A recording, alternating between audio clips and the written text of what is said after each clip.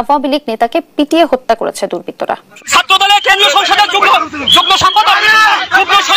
আব্বুকে ঠিক সেভাবেই মূল্যায়ন করেছে, কারণ ওনার সরকারের আমলে আমার আব্বু সর্বোচ্চ রাষ্ট্রীয় পদক, স্বাধীনতা পদক। শ্রোতা নিজের দুই সন্তানকে নিজেই বটি দিয়ে কুপিয়ে হত্যা করলেন। দর্শক শ্রোতা, অবশেষে তিনি না জানার ভান করলেন এবং সবার সাথে কান্নাকাটি করলেন সেই পাষণ্ড মা। অবশেষে এবার সিসি ক্যামেরা ফুটেজ দেখে এবং পুলিশের কঠিন অভিযানে সেই ঘটনা ধরা পড়লো হাতে নাতে। দর্শক শ্রোতা, আজকে ভিডিওটি খুব ইম্পর্টেন্ট ভিডিও, যার কারণে আমাদের সচেতন থাকার জন্য হলেও এই ভিডিওটি দেখা দরকার। তো কথা না বলে চলুন আমরা ভিডিও মূল আলোচনায় চলে যাই। ভিডিও মূল আলোচনায় চলে যাওয়ার আগে আপনার কাছে আমার ছোট করে একটু অনুরোধ, আপনার প্রত্যেক মুহূর্তের আপডেট পেতে চাইলে অবশ্যই চ্যানেলটি সাবস্ক্রাইব করে দেবেন এবং পাশে থাকা বেল আইকনটি ক্লিক করে দেবেন, তাহলে প্রত্যেক মুহূর্তের আপডেটগুলো সবার আগে পৌঁছাবে আপনার কাছে। দর্শক, কথা না বলে চলুন আসলে ঘটনাটি তাহলে বিস্তারিত দেখে আসি। রাজধানীর মোহাম্মদপুরে সেই ব্যবসায়ীর অফিসে আবারও গুলি করেছে সন্ত্রাসীরা। ভর দুপুরে মোটরসাইকেলে এসে হেলমেট পরা দুই ব্যক্তি গুলি করে পালিয়ে যায়, যার সিসি ক্যামেরার ফুটেজ যমুনা টেলিভিশনের হাতে এসেছে। এই ঘটনার 1 মাস আগে এই ব্যবসায়ীর অফিসে একইভাবে গুলি চালিয়েছিল দুর্বৃত্তরা। প্রশ্ন উঠেছে, কারা ও কেন বারবার এভাবে গুলি করছে? আজ শৃঙ্খলা বাহিনীর ভূমিকাই বা কি? উত্তর খুঁজেছেন সহকর্মী আশিক মাহমুদ, ছবি তুলেছেন কাউসার হোসেন।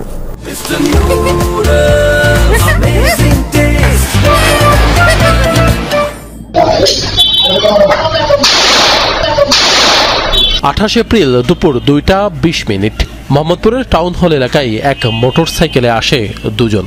থামে ব্যবসায়ী মনির আহমেদের বাড়ির সামনে।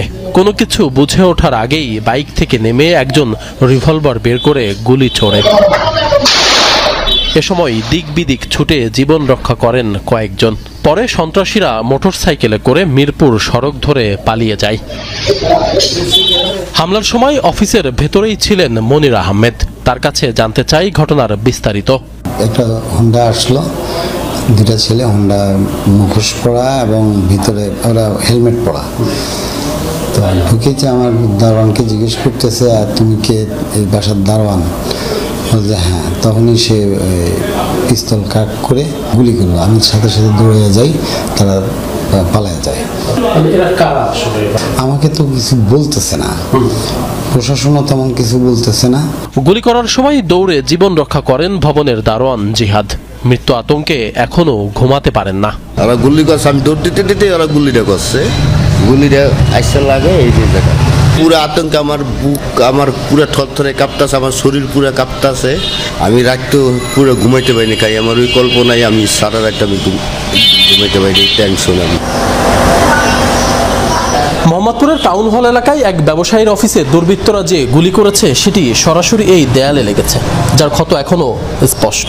আর এই দরজা দিয়েই এই বাসার দারোয়ান কোনো রকম পালিয়ে জীবন রক্ষা করেন।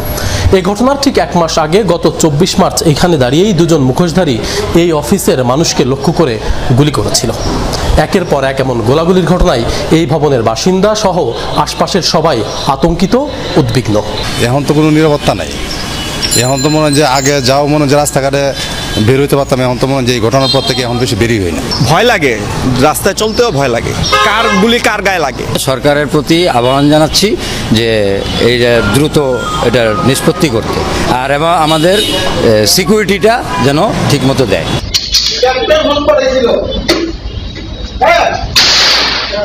বারবার কেন এমন গোলাগুলি? এই প্রশ্নের উত্তর খুঁজতে একটু পেছনে ফেরা যাক। এটি গত 24 মার্চের ঘটনা। ঈদের আগে চাঁদা না পেয়ে এই ব্যবসায়ীর অফিসেই একই স্টাইলে গুলি করেছিল সন্ত্রাসীরা। এই ঘটনায় মামলা হলে জাবেদ নামের এক যুবককে গ্রেপ্তার করে পুলিশ। তাকে রিমান্ডে নিয়ে জিজ্ঞাসাবাদও করেছে গোয়েন্দারা, যদিও পরে তদন্ত আর এগোয়নি। খোঁজ নিয়ে জানা গেছে জাবেদ মোহাম্মদপুরের মাদক ব্যবসায়ী জসিমের ঘনিষ্ঠজন। দুটি হামলার ঘটনা একই সূত্রে গাথা বলে মনে করছেন এই ব্যবসায়ী। পাশাপাশি নিজের নিরাপত্তা নিয়েও উদ্বিগ্ন তিনি। পুলিশ যদি আজকে সে ব্যবস্থা নিত, ওই অস্ত্র উদ্ধার করত, তাহলে দ্বিতীয়বার ওই অস্ত্র ব্যবহার করতে পারতো না। একই অস্ত্র দিয়ে কিন্তু আবার গুলি করছে। পুলিশ বলছে তদন্ত চলাকালীন সময়ে একই ঘটনার পুনরাবৃত্তি দুঃখজনক। তদন্ত চলমান রয়েছে একটা ঘটনা, এবং যেহেতু এই ঘটনাটা ঘটে গেছে, আমাদের পরিকল্পনাতে অবশ্যই ফার্স্ট প্রায়োরিটি হচ্ছে আমাদের আসামি গ্রেপ্তার করা, কমিশনার স্যারও নির্দেশনা। তো দর্শক আপনার ভিডিওটি দেখলাম, ভিডিও দেখে যদি আপনার কোনো মন্তব্য থাকে তাহলে অবশ্যই কমেন্ট বক্সে আপনার মূল্যবান মন্তব্য জানিয়ে দেবেন। দর্শক এখন আমরা পরবর্তী একটি ভিডিও দেখব, যেটাতে আমরা আরও কিছু তথ্য আমরা জানতে পারবো। দর্শক চলুন আমরা সেই ভিডিওটি বিস্তারিত দেখে আসি।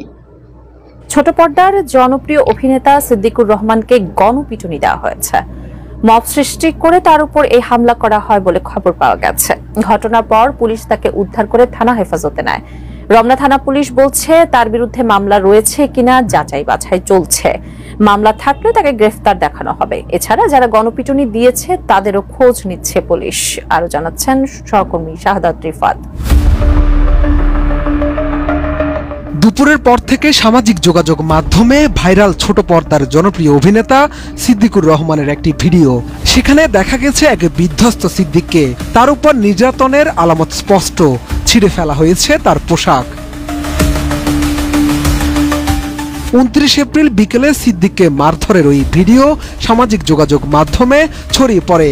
ভাইরাল ওই ভিডিওতে আরও দেখা যায় মারধরের পর দুজন ব্যক্তি তাকে ধরে রেখে হাঁটছে এবং পুলিশ সহ আরও বেশ কয়েকজনকে পাশে দেখা যায়।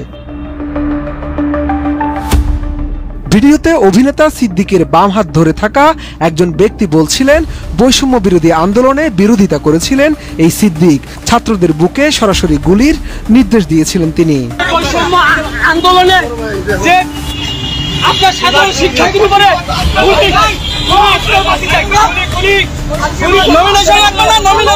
এদিকে বিষয়টি জানতে সিদ্দিকুর রহমানের সঙ্গে যোগাযোগ করা হলে তাকে ফোনে পাওয়া যায়নি। এমনকি তার ঘনিষ্ঠরাও এই বিষয়ে কিছু বলতে পারছেন না। তবে সিদ্দিকের ভিডিওটি নিয়ে সোশ্যাল মিডিয়ায় বেশ আলোচনা সমালোচনা চলছে। অনেকে দাবি করেছেন ব্যক্তিগত আক্রোশ থেকে মব সৃষ্টি করে এই ঘটনা ঘটিয়েছেন কয়েকজন। পুলিশ সূত্রে জানা যায়, ঘটনার পর পুলিশ সিদ্দিককে উদ্ধার করে রমনা থানা হেফাজতে নেয়। তার বিরুদ্ধে মামলা রয়েছে কিনা যাচাই বাছাই চলছে। মামলা থাকলে তাকে গ্রেফতার দেখানো হবে।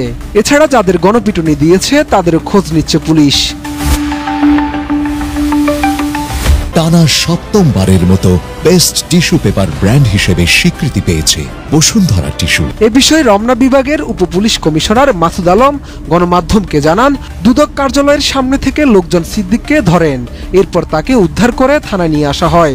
সিদ্দিককে যারা মারধর করেছে তাদের বকাঝকা করা হয়েছে। সিদ্দিকের বিরুদ্ধে মামলা রয়েছে কিনা যাচাই বাছাই চলছে। অভিনেতা সিদ্দিকের জন্ম টাঙ্গাইলের মধুপুর উপজেলায়। 2 যুগেরও বেশি সময় ধরে তিনি অভিনয়ের সঙ্গে সম্পৃক্ত। কয়েক বছর ধরে তিনি আওয়ামী লীগের রাজনীতিতে সক্রিয় হওয়ার চেষ্টা করছিলেন, পরিকল্পনা করছিলেন নির্বাচনে অংশ নেয়ারও। ঢাকা 17, টাঙ্গাইল 1, মধুপুর ও দনবাড়ি আসন থেকে একাধিকবার আওয়ামী লীগের মনোনয়ন নেয়ার চেষ্টা করে ব্যর্থ হন এই কৌতুক অভিনেতা। তো দর্শক আপনার সম্পূর্ণ ভিডিও দেখলেন। সম্পূর্ণ ভিডিও দেখে যদি আপনার কোনো মন্তব্য থাকে তাহলে অবশ্যই কমেন্ট বক্সে আপনার মূল্যবান মন্তব্য জানিয়ে দেবেন। দর্শক কথা বলতে বলতে আমরা ভিডিও শেষ পেয়ে চলে এসেছি।